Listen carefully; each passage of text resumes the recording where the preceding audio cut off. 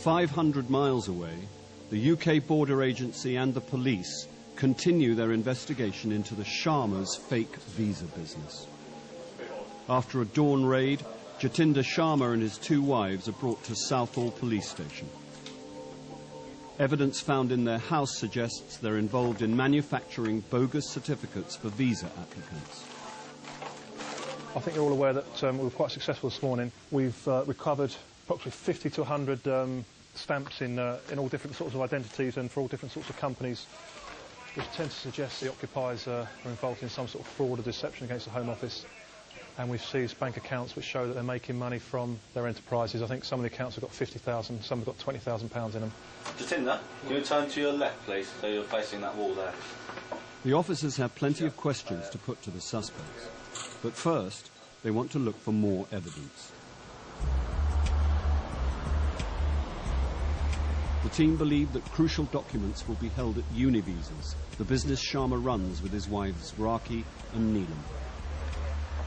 We've just arrived at phase 2 of the operation. This is the business address of Univisas. This is where the 3 people who were arrested at the home address work.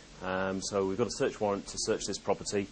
Again, looking for any items of documentation of interest, specifically immigration related. On the surface, Univisas is a legitimate legal firm giving advice to overseas applicants for UK visas. The team suspect it is a front for a racket producing fake documents to help thousands of people stay in the UK illegally. It isn't long before they discover just the sort of papers they're looking for.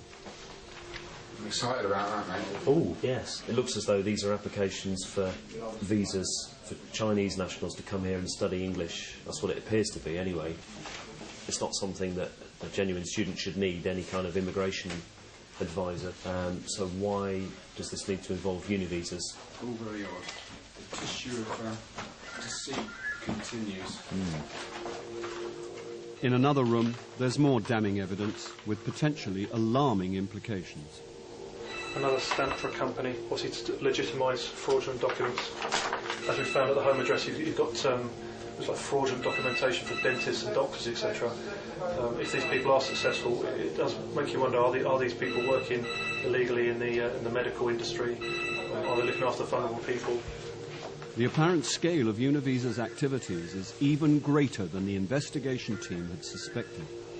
And now, after a 3-hour trawl, the officers find evidence that leave little to the imagination.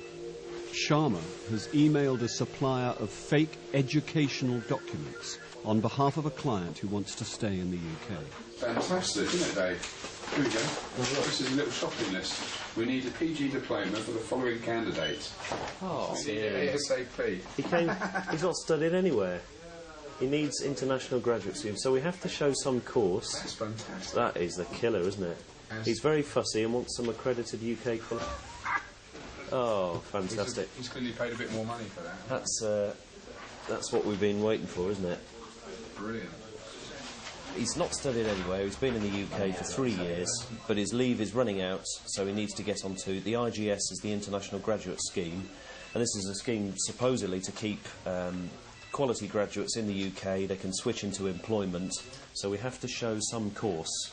Might be a diploma in business administration from July 05 to October 6, and then the postgraduate diploma. So clearly that's a request for a certificate so that it matches in with a fictional study history.